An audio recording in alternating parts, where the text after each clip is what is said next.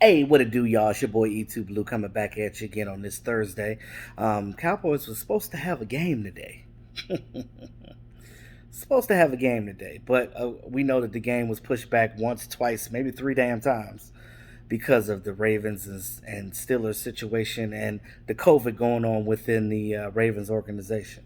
Now, the Ravens initially, well, they finally played their game yesterday at 5 o'clock. The Ravens lost, I think, 14-19 against the Steelers, and the Steelers are now 10-0. Wow, they are undefeated. Still, the only team in the league. Now we know the Ravens were playing limp because they didn't have Lamar Jackson, they didn't have Ingram, they didn't have some other guys and stuff. Between injuries and COVID, they had took a step back. But it wasn't as worse as the Broncos, where all of their quarterbacks were ineligible to play, and then they had to get a practice squad wide receiver to come up and play quarterback, which ended horribly for them because they only scored 3 points.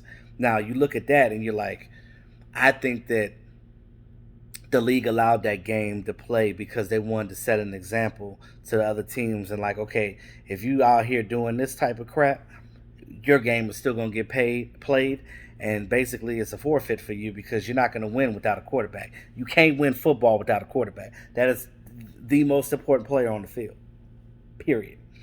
Because you need somebody to throw the damn ball. You need somebody to run the offense. That's just the way it goes. That's just the way it is. That's it. But now, how does that affect the Cowboys? Now, at first I looked at it like, oh wow, we get like a basically another mini bye week, because it feels like the Thanksgiving game was so long ago. That's what it feels like, but it really hasn't been because we were supposed to play Thursday to Thursday, right? You look at what we're dealing with right now, and it's like, uh, now we're getting pushed to Tuesday. So the game was originally scheduled for um, um, Monday, right? They moved the game to Monday first. Now they moved it again to Tuesday. Now I was hoping because the Ravens and Steelers they played on Wednesday yesterday. It was like at 5 o'clock, so I was still technically working. I was out in the field. I was coming back here to the office. So by the time I got back here, it was like the end of the first quarter and stuff like that. So I was hoping that when the Cowboys play, it's not an early game like that. So what what I'm thinking is, okay, ooh, thank God the Cowboys are playing at 8:05 now. Hopefully that time sticks. It should though, because like I said, the Ravens already played, so they're good. Now, playing on a Tuesday, that's gonna be weird, but it is what it is. I had to readjust my schedule, get home, so I get ready to live stream for that game. Now, normally on the Thursday like today, I would live stream, but we're not playing. No other team is playing tonight, so I'm just gonna do this video now. You guys could just comment, and I'll respond to your comments. But that's the crazy thing. Now you look at everything this team has gone through with the COVID situation, the all the injuries, Dak Prescott being hurt, Marcus Paul passing away this past week, and as a matter of fact, his memorial was earlier today, and the Cowboys organization watched it virtually because only family is allowed there because at the same time you got to stay 6 feet, and then it's limited space. So, which is understandable. So with that going on, the Cowboys got to watch a virtual, and how they're going to commend Marcus Paul. They're going to put a sticker that says MP on the back of all their helmets, and that's how they're going to commemorate Marcus Paul. Now, I wish we would have won that Washington game. It would have been like a statement game, but they kind of fell flat at the end. Poor coaching decisions, in my opinion, on that one. But speaking of coaches, so I kind of wanted to just get into real quick about uh, this coaching staff, right?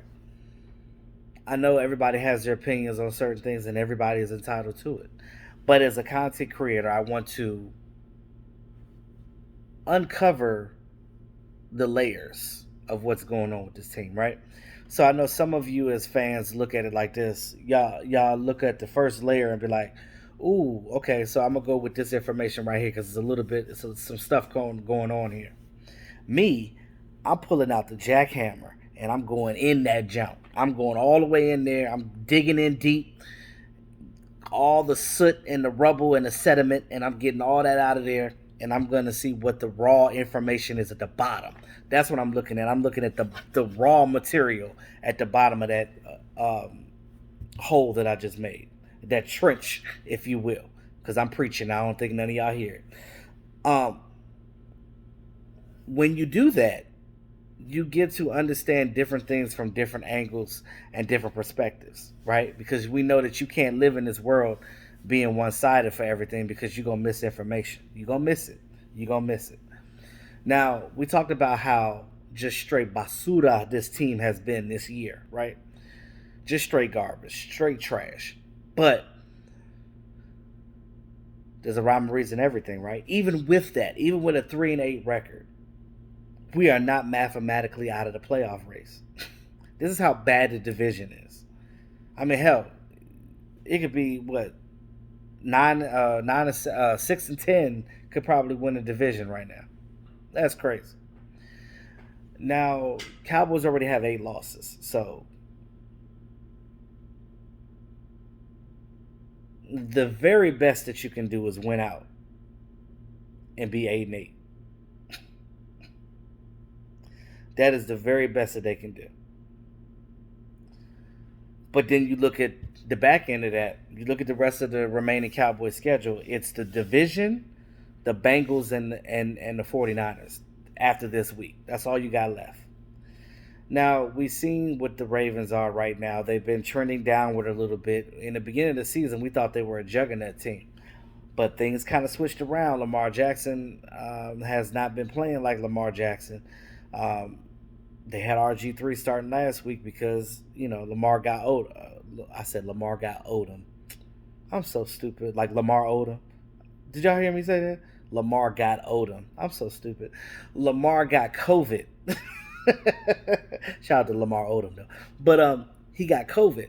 So because of that, he wasn't allowed to play. They had RG3 in there and he played like garbage.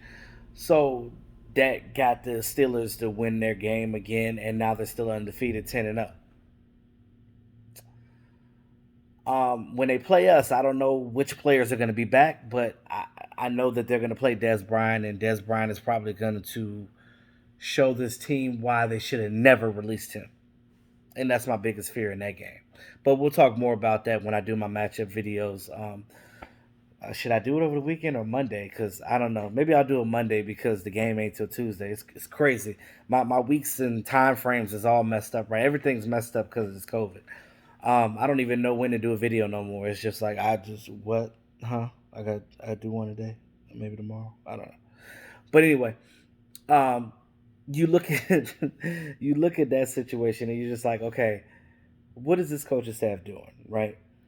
I know a lot of people are like down on Kellen Moore, they're down on Mike McCarthy, but let me put something in your ear right quick. I've told you before, many times. Kellen Moore is a young offensive coordinator. He's still learning his way around the league. He's still trying to figure things out. He needs to run the ball more, even though we know that him personally being at Boise State and winning all those, getting that record, that 50 record, he likes to throw the ball. He did when he was a quarterback, and he likes to call those plays as an offensive line coach. He knows that what we have with this team is special with these wide receivers. I get it, but you got Zeke back there. You got Tony Pollard back there, and despite of Zeke fumbling, um, this team is still good. This team can still move the ball and do some things. So I look at it like this: if Mike McCarthy, right? We know what he was at Green Bay. We know that he's been to 4 NFC title games. Uh, his record pretty much was pretty good there. I think he was like 4-12 his first season, but then turned around. He won a Super Bowl with the Green Bay Packers. We know that Mike McCarthy ain't no pushover. He's a guy that's going to get up in your face. He's going to say stuff. But people are criticizing him right now because he's not doing what he did in Green Bay right now. Well, there's a big understanding to that. Let me put something in perspective. What if when Mike McCarthy got hired, Jerry Jones and Stephen Jones came to him and said, "Look, you can change it what you want on defense. You can change what you want on offense. You can fire, hire whatever coaches on the staff, whatever. It's yours. It's your team. I'll step back. The only thing that I ask of you right now is that you got to keep Kellen Moore. Kellen Moore has to be that offensive coordinator, and he has to continue to be that play caller. So I think in that situation, he was probably like, okay, well, you're giving me this, that, and the third, and all this other stuff. Kellen Moore, that's the only thing that you desire. Cool, cool, cool. He's here. He's to stay. That's fine. I can work with the young guy. I like him anyway. I think that Kellen Moore one day will be a great offensive coordinator, but it's going to take him some time in this league because it's learning pains, it's growing pains. I mean, he's just getting to that point where it's like, okay, I'm the man, I'm the guy that's calling the plays. I don't because Jason Garrett kind of like hindered a lot of things before because he stepped in too much. Now Mike McCarthy again, I know that he has to agree with the calls coming through the headset. That's fine, but look at it like this. So you know that you can't call the plays, right? So he's probably thinking in his head, you're like, you know what? Since I can't call my own plays, I'm just gonna allow them to keep doing what they were doing under Jason Garrett. Mike McCarthy did not have time to implement his game plan or his scheme because of COVID. They weren't allowed to meet in person. They tried to read it on the tablets or however they get their playbook. It's not the same. So understand that um, pressure busts pipes, and when you're under enough pressure, things are going to start leaking out, right? So, with that being said, we know that the media is not allowed in the locker room, and I know the players are probably happy about that. So everybody's speculating right now. Nobody really knows what's up because they're not in that locker room, and I'm not either. But I try to take the smartest guess that I can, an educated guess.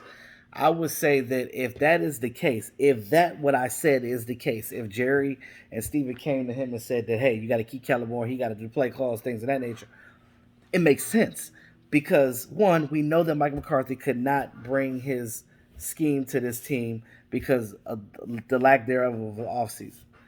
Understandable, but hopefully when this new regime comes through and we have the offseason to do said things, I think that things will be better. He'll be able to implement his stuff. Dak will be there. He'll be back healthy. These offensive linemen will be healthy again. So you got to look at the broad uh, perspective of things. You got to look at it from that standpoint. And that's how I'm looking at it. I'm looking at it like, okay, if we if and that's why I told you guys all season I'm not judging Mike McCarthy until next season. I'm not doing it. I'm not judging him because I think that he doesn't have a command of the team right now because he feels like it's not his yet because he's still doing what the Joneses want him to do. And my whole thing is this: I think that going forward, it needs to be some type of transparency. But they're not going to tell that to us. They're going to keep it in house. But what if that's the case? What if he's pigeonholed because Kellen Moore is that spot. But we know that Michael Carter likes to call his own plays, and we know that he's likes to, be on that in that realm. He likes to be in control of that. So that's why I said next year is going to be a much better year. I believe. I know that he's probably going to clear some things out on this team. If he feels like this player or particular players have not produced much on this team, they're going to be out. Period. So minus the big contracts, because you can't do nothing with the big contracts. They're there. They're there. You don't want to eat that. You'll be eating that from your salary cap every year, and you don't want to do that. You just got to ride it out until the wheels fall off, baby. That's what you got to do. Now, real quick, we're playing against the Ravens. Ironically, they brought Des Bryant up for the practice squad and put him on the 53-man roster, so he's gonna come out here and do some damage to the Cowboys. Because again, he's bitter that he got let go. He's bitter that he almost got back, but it didn't work. So he's bitter right now. So he's definitely looking for blood. So these wide receivers and I mean these cornerbacks and stuff, they better get it together because Dez gonna high point the ball. You guys forgot that Dez Bryant is still the leader in touchdown receptions for this team. Still. So respect my man. Put some respect on Dez's name. That's all I'm gonna say. I hate to see. Excuse me. I love to see that he's happy back to being in the NFL, but I hate to see him in a Ravens uniform. It just don't. It make my soul itch. It just don't feel right. It don't feel right. What was the last thing I wanted to say? Yeah. Because of all that, I'm not doing my live stream tonight. I'm just doing this video here. You guys can comment on it. I'll do my since we're playing on Tuesday. I'll do my matchup videos between the weekend and Monday. Now it's just been crazy, man, because everything is thrown off right now. But again, on Tuesday night game, and I don't quote me on this, but I heard that after the Cowboys play this game, I said this win. Um, after they play this game, they'll be the only team in the NFL that has played every game of every day of the year. And that's interesting because I never looked at it like that. So I'm gonna go back and look at that information, make sure that's right, so you guys know what's going on. And I can keep it 100 with you because that's all I do. Um, what else? But yeah, that's the thing. Like I'm not judging McCarthy. McCarthy, do your thing. We'll come around to that next year now. But I do wish that Mike Nolan wouldn't have messed up the defense. We could have had some big things going on back there. But it is what it is. Um, Let me know what you guys think in the comment section about anything that I said today. But of course, as of always, it's your boy E2 Blue, always keeping it real.